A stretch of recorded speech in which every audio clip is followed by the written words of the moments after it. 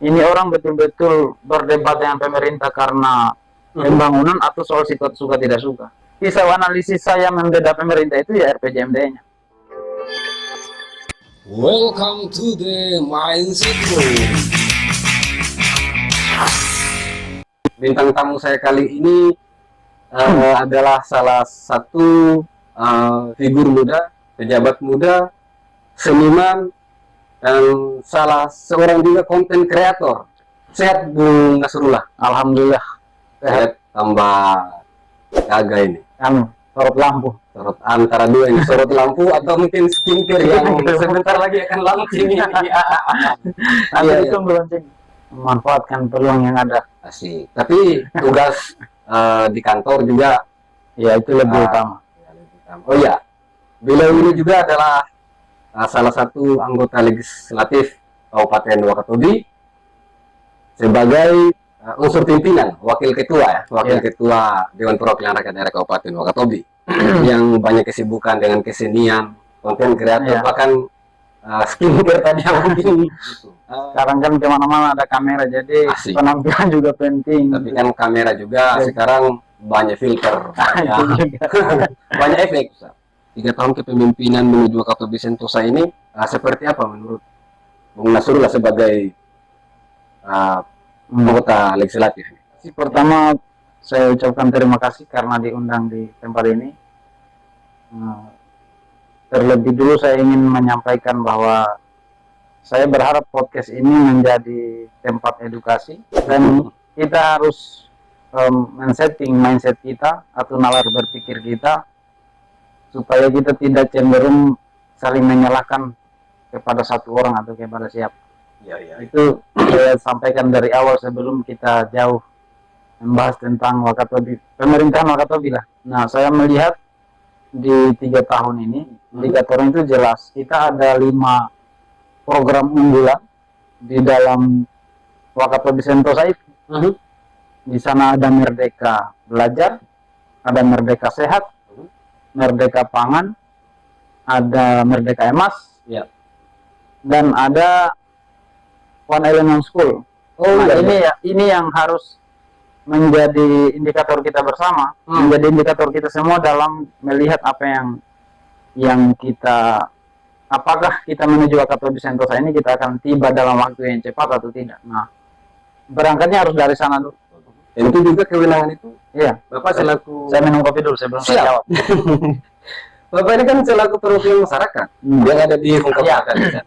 Nah, kalau kita mau melihat apakah Wakatobi ini akan tiba di Wakatobi Sentosa dalam kurun waktu masa pemerintahan ini, entah itu 5 tahun atau tidak sampai, kan ada masih debatable ya tentang masa akhir tugas Bupati terpilih 2020 ini, masih debatable juga, belum pasti berapa tahun. Nah, kalau kita mau lihat itu, pertama kita lihat misalnya dari program Merdeka Belajar. Merdeka Belajar itu kan dituangkan dalam bentuk misalnya pemberian bantuan seragam kepada siswa. Nah, kalau kita lihat di dalam APBD kita di 2023 kemarin itu,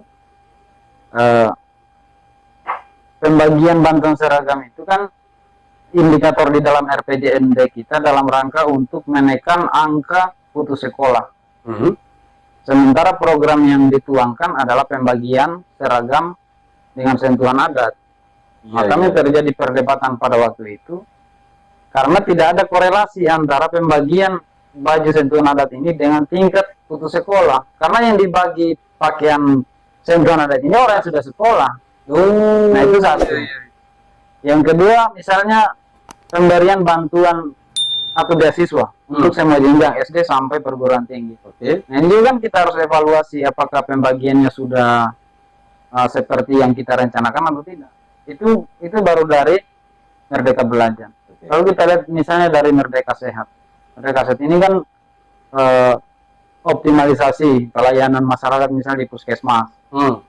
Nah, salah satu juga bentuk programnya itu kan Satgas Kesehatan. Nah, Satgas ini juga harus kita lihat sejauh mana kerjanya. Di dalam pendidikan juga tadi ada namanya Satgas Pendidikan. Nah, siapa yang mengevaluasi mereka ini? Kemudian apa kerjanya? Terus cara untuk mengukur. Nah, itu dia, itu yang akan menjadi perdebatan kita nanti di situ. Tapi kan ada pertanggungjawaban yang dilakukan oleh pemerintah, Iya. LKPJ, LKPD itu. Iya, pertanggungjawaban secara umum ya, tapi Ya. pertanggungjawaban Satgas ini kepada atasannya kita belum tahu seperti apa formulasinya. Kemudian ada Merdeka Pangan. Merdeka Pangan kita itu kan kita tahu bersama peningkatan pendapatan petani. Misalnya petani itu kalau di dalam RPJMD kita itu kan dituntut untuk sebutannya di dalam RPJMD itu revitalisasi. Di pertanian kita itu kan ada bawang merah. Oke. Nah di perikanan kita di tahun kemarin itu kan udah faname. Nah sejauh mana kita melihat ini? Sejauh mana kita melihat hasil dari ini? Nah ini yang menjadi perdebatan selalu antara DPRD dan pemerintah. Bukan DPRD tidak mau menjalankan atau meloloskan program pemerintah, tidak. Tapi kita melihat bahwa itu tidak menjadi kebutuhan kita pada saat ini. Bawang merah itu tidak pernah ditolak oleh DPRD bahwa tidak setuju dengan program bawang merah, tidak. Tapi kita tidak setuju pada, saya pribadi ya, tidak setuju pada bawang merah ini akan menjadi seolah-olah sesuatu yang besar yang bisa Komoditi unggulan. Ya, komoditi unggulan, istilah yang bagus dipakai Bung Irek. Bawang merah kan jalan. Iya, jalan. Secara program kan jalan.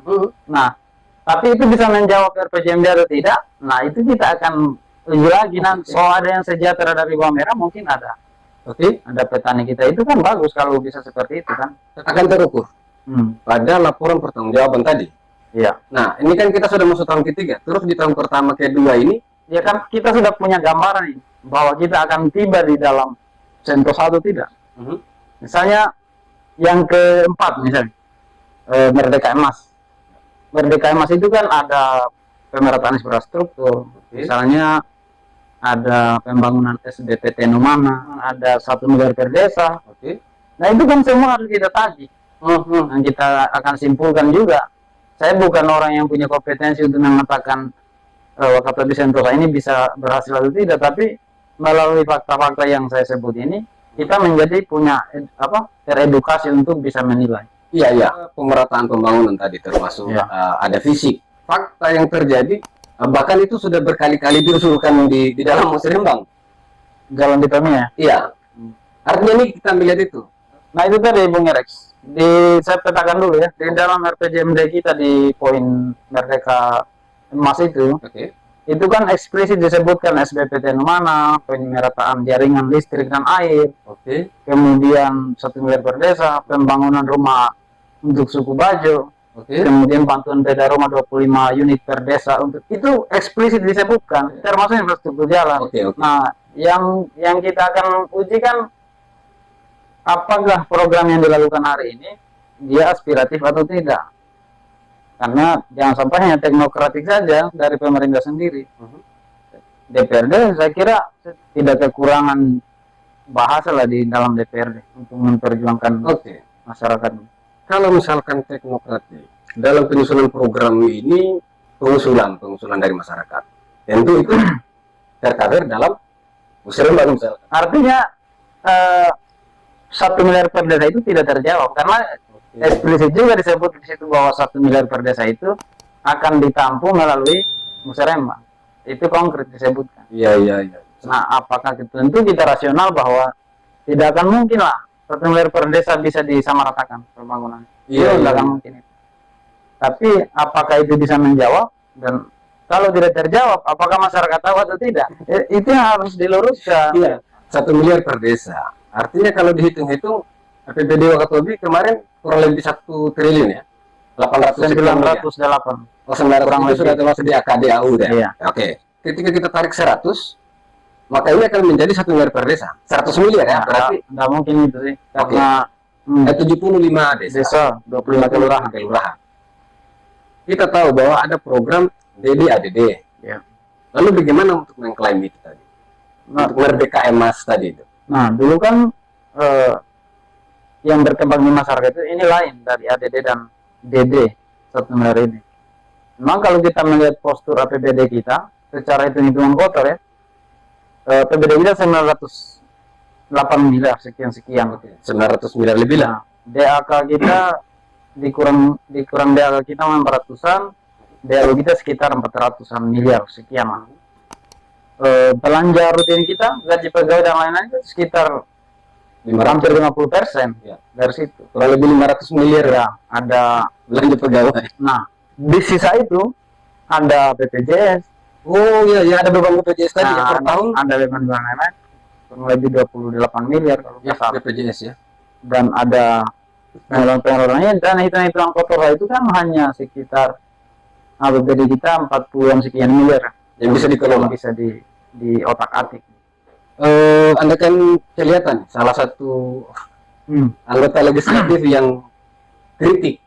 Ya. Ya kesannya seperti itu. Iya. Wajar lah. Hmm. Fungsi dan tugas Bapak sih untuk melakukan fungsi pengawasan di sana. Ya. Akan tetapi ada kesan bahwa DPRD itu menghalang-halangi. Apa sih? Pertama, tugas fungsi DPRD itu ada 3. Oke. Fungsi pengawasan, fungsi legislasi, Legislasi. pembuatan perda dan lain-lain. Oke. Kemudian fungsi anggaran budgeting. Oke. Nah, 3 fungsi DPRD ini, Bung Irex, hanya bisa berfungsi pakai mulut, pakai bicara. Itu harus kita pahami itu. Oke. Nah, kalau Sabar. Berarti DPR ini kalau nggak bicara nggak kerja. dia fungsinya harus pakai bicara 3 fungsi ini. Misalnya Oke. fungsi propemperda, Bapak bisa membuat perda tanpa bicara, Bapak bisa mengawasi tanpa bersuara, Oke. bicara, Oke. Masuk akal. Rasional. bisa mengusulkan anggaran tanpa bicara, kan tidak. Oke. Artinya 3 fungsi ini tidak akan berfungsi kalau tidak pakai mulut. Terus kalau misalkan ya, kalau bermain di balik layar misalkan nih di luar forum paripurna pembahasan APBD misalkan. Di luar forum itu. Oke. Nah, itu tanpa harus jadi DPR juga bisa kan. Oke. Tanpa harus jadi DPR, ada juga orang lobby. Ya. Maksud saya dalam konteks menghalangi, ya mohon maaf ada 3 fungsi itu, yang 3-tiganya pakai mulut itu, pakai bicara. Nah, keluarnya kritis atau mendukung atau apa, itu kan asumsi orang. Oke. Nah, kalau asumsi menghalang-halangi itu, ya tinggal kita lihat dari baru 4 tadi yang saya sebutkan, 4 program unggulan. Yang terakhir tadi Bung Irex, sebelum kita lupa itu One Island One School. Oke. One Island One School itu Keren namanya. keren itu. Keren. Saya juga kadang salah sebut. Ini saya hafal tadi kalau saya datang. Nah, di dalam itu konkret juga itu. Sebutannya bahwa One Island One School itu salah satunya ada bursa tenaga kerja. Itu. Bursa tenaga kerja. Dan fokus sasaran di One Island One School ini itu konkret disebutkan bahwa untuk milenial, generasi Z, Gen Z, dan UMKM dan perempuan. Nah, ini jalan atau tidak? Nah, dari 5 program unggulan yang saya sebut ini, ya kita sudah punya bahan evaluasi. Ini kan merupakan tantangan juga sebetulnya. Bahwa ternyata antara eksekutif dengan legislatif ini tidak ada gap. Apakah ini bagian fungsi pengawasan itu yang dilaksanakan secara maksimal? Nah, itu sebenarnya konsekuensi dari jabatan yang saling mengawasi satu sama lain. Pertama, kalau kita bilang ada gap, itu mungkin persepsi. Sebenarnya yang berbahaya untuk masyarakat itu kalau DPR dan pemerintah sudah tidak saling kritik lagi, itu berbahaya itu. Ya, kita bisa menyetujui apapun di situ. Artinya kalau masih ada riak, dinamika, saya kira itu hal yang seharusnya terjadi. Menurut saya selama masyarakat itu tidak memahami rambu-rambu RPJMD kita tadi, akan sangat sulit mengukur orang. Ini orang betul-betul berdebat dengan pemerintah karena pembangunan atau soal suka tidak suka. Nah, saya mendebat pemerintah itu murni hanya pakai RPJMD saja. Kisah analisis saya mendebat pemerintah itu ya RPJMD-nya. Dalam sebuah dokumen. Iya, RPJMD ini hal yang kita sepakati bersama. Eksekutif, legislatif. Iya, dan membuat RPJMD itu pakai uang. Jadi harus digunakan lah untuk mengontrol. Artinya salah satu yang menguras 900 sekian tadi itu sudah termasuk ke situ. Termasuk ke situ. Karena dia butuh tim ahli misalkan. Iya, itu uang semua.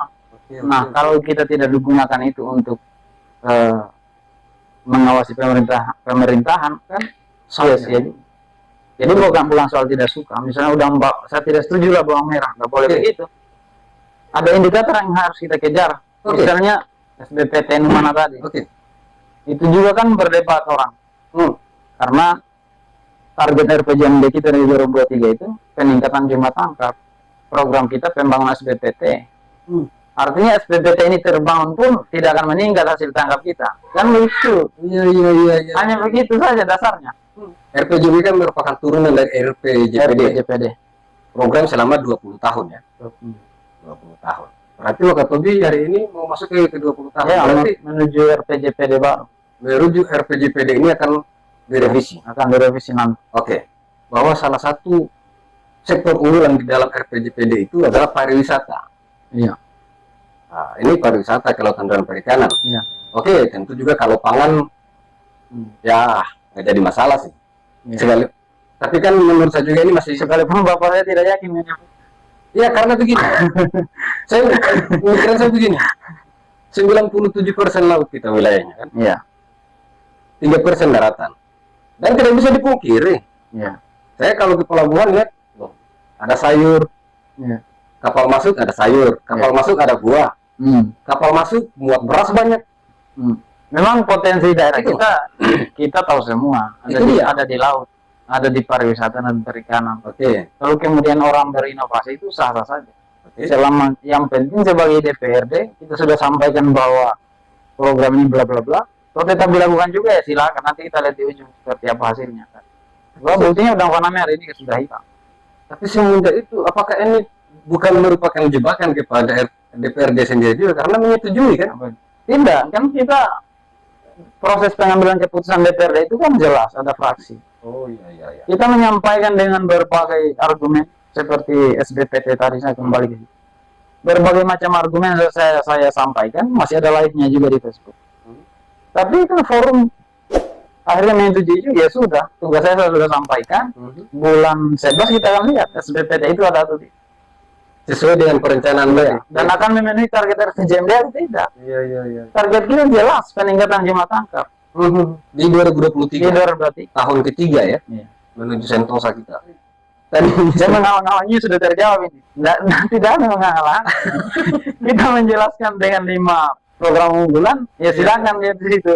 Siapa yang menghalangi? Dari 5 program unggulan yang saya sebutkan tadi, yang mana yang kita halangi? Dasar program kalau kita beda RPJMD kita itu untuk peningkatan pendapatan petani. Oke. Kemudian tadi yang One Island One School itu kan penjabaran-penjabaran semua kan? One Island One School itu suatu program khusus yang fokus pada UMKM. Misalnya dulu bayangannya di setiap pulau itu ada pelatihan, sehingga kita punya sumber daya yang siap, sumber daya manusia yang siap untuk bekerja. Kan begitu arahnya dulu. Gimana ya? Apakah kita tidak terperangkap dalam sebuah narasi ya? Kan tadi ada sempat Bung Nasrullah tadi menyampaikan bahwa keterbukaan lapangan pekerjaan kan terlihat dalam One Island One School tadi.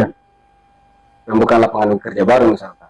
Iya, pertama penyediaan bursa tenaga kerja. Artinya bayangannya dulu itu dengan adanya One Island One School kita melatih anak-anak muda kita dan dia siap di pekerjaan di mana saja. Oh, di mana saja? Iya. Dan tanda kutipnya di mana saja? Iya, dia siap menjadi pekerja. Di mana saja? Iya. Bukan Wakatobi, bukan. Bukan khusus Wakatobi, artinya kita menyiapkan orang One Island One School itu di setiap pulau itu ada pelatihan yang akan menghasilkan tenaga kerja. Dia siap bekerja orang. Nah hari ini apakah ada hasil dari itu? Makanya saya bilang kita tidak bisa menyalahkan kepada satu orang, Bung Irex. Karena di situ ada kepala dinas, ada yang membidangi masing-masing, ada kabin di situ. Apakah mereka yang tidak memprogramkan sesuai roh RPJMD kita, atau siapa kan begitu? Nah, persepsi seperti ini bisa terbangun kalau kita baca RPJMD. Kalau persepsi kita dari luar suka tidak suka kan kita hanya lihat, oh, bawang bagus, ini bagus. Nah, ya begitu. Mindset saya adalah membangun sebuah daerah itu tentu rujukannya adalah RPJPD, RPJMD, RKPD, terakhir RKA. Belum, setelah RKA masih ada lagi. DPA, PPAS. PPAS kemudian dia jadi APBD, ujungnya APBD lah. Oke, ujungnya kan ke DPA. Iya kan? Notanya. Ya. Belanja itu notanya di situ. Artinya menunya sudah tersedia. Program ini nih. Ini sudah pagunya sekian. Program ini pagunya sekian. Ya kita bisa saja menggunakan segala referensi di isi kepala saya untuk Oke. mendebat satu program yang menurut saya tidak masuk akal. Ya tapi pada akhirnya kan itu kesepakatan forum. Oke. Ya yang terbanyak yang mana kan itu kesimpulan. Tapi bahwa saya melakukan kewajiban saya kan sudah. Iya, iya. Saya teringat kebetulan saya ada di DPR. Ah. Ada di dalam ruangan rapat saat itu. Liputan. Saya teringat ke pinjaman 200 miliar. Oh, Saya teringat. Memang ternyata dinamikanya luar biasa. Itu juga lama. 200 miliar dulu kan isinya kan akselerasi pembangunan, Iya. percepatan pembangunan. Itu juga dulu kan kita bedah. Pada akhirnya kita setujui tapi dengan catatan. Apa saja yang dibangun dengan pinjaman itu. 200. Iya. Sekalipun tinggal 100. Sekalipun 100 dan dulu kita kaji kemampuan kita Iya. kita membayar dan lain-lain dan akan menjadi warisan pemimpin berikutnya. Kalau kita fokus ke persepsi netizen atau masyarakat itu susah, bukan di sana, bukan hanya di sana yang kita lihat. Karena orang selalu bilang berdebat ujung-ujungnya setuju. Ya memang ujung-ujungnya kita setujui. Ada juga yang ujung-ujungnya kita tidak setujui.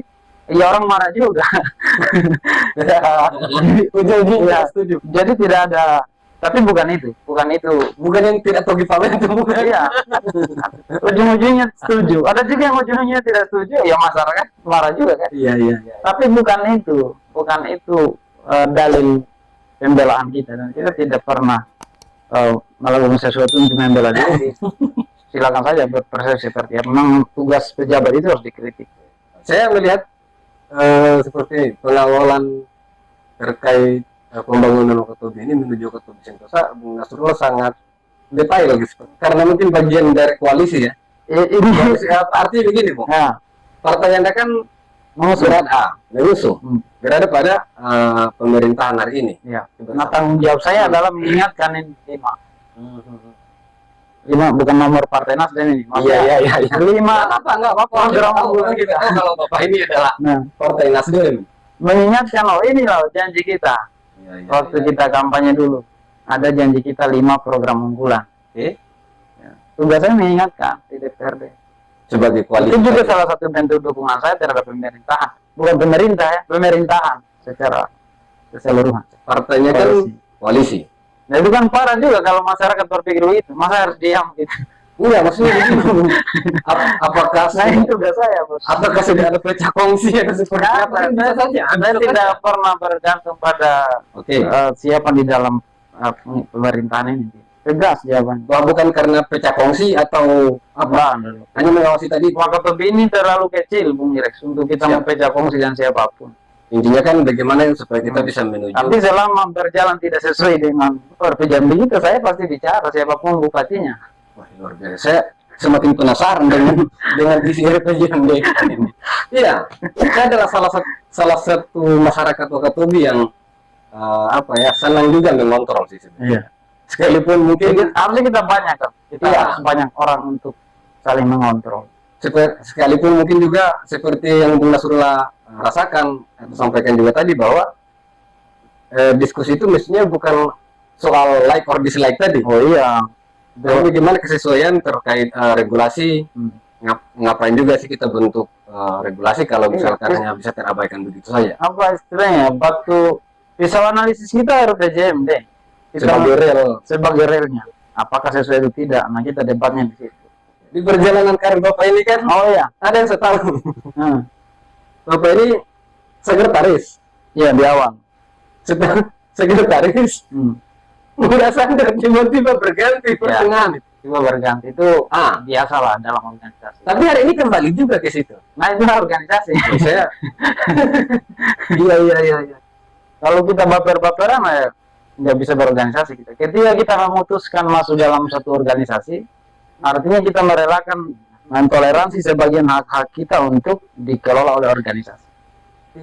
Kalau kita tidak siap untuk hak kita dikelola oleh organisasi, sebagian hak kita, ya jangan masuk organisasi. kedewasaan berpolitik dari seorang Nasrullah. Luar biasa. Saya tidak pernah curhat atau apapun tentang itu, karena saya tahu bahwa ya ada juga waktunya. Ya, tapi kan saat kita ketemu di Kalimantan saat itu sudah berganti nama ternyata ya. Walaupun saya belum tahu saat dipanggil ke depan, Nah, bukan saya lagi kan. ya. Setelah itu saya jadi wakil ketua kan. Iya, Jadi iya. sebenarnya hanya berputar-putar saja. Oke.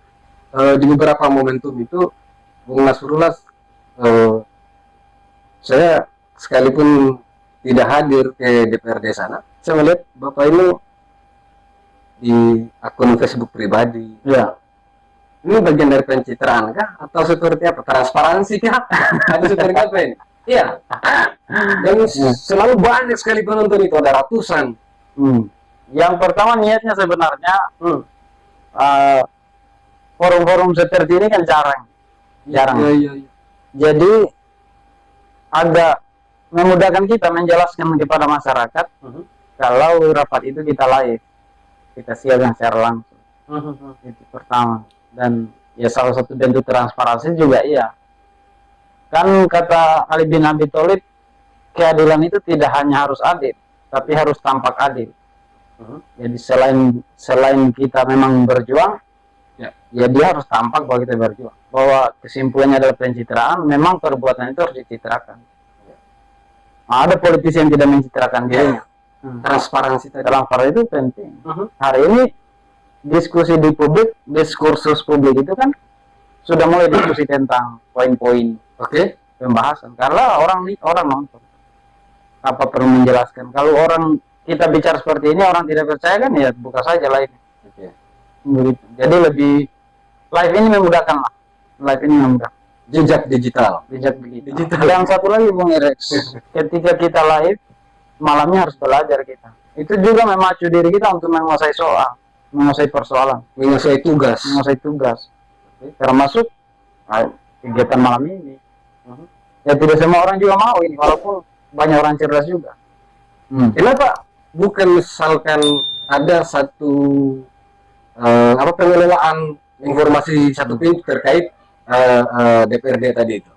Itu kan setiap tahunnya saya usulkan untuk publikasi kegiatan di kantor. Kadang orang juga salah tafsir bahwa ini untuk pengadaan majalah atau apa.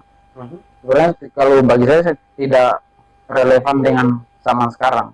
Iya. Bahwa media cetak itu tetap penting ya, tapi maksud saya mengusulkan anggaran publikasi dan media di DPRD itu harusnya kan sudah ada bentuk live.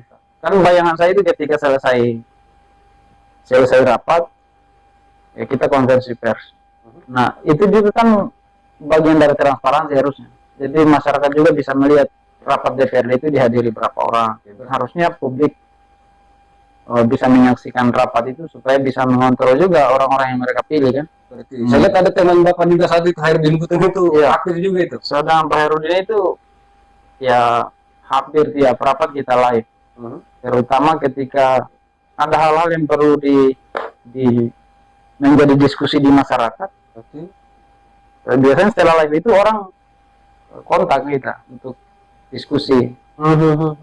Jadi manfaatnya bagus sebenarnya.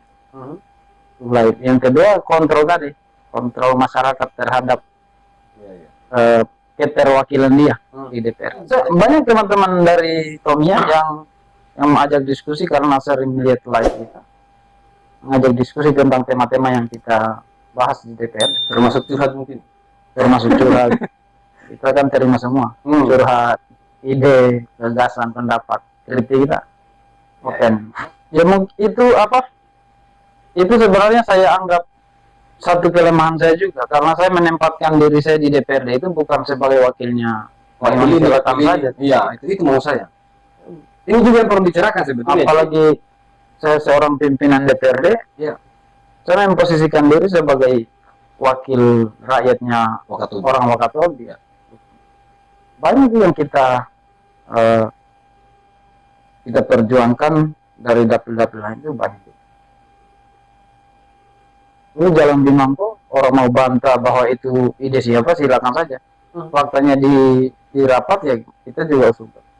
Kaledupa, jalan alur masuk pelabuhan kita usulkan.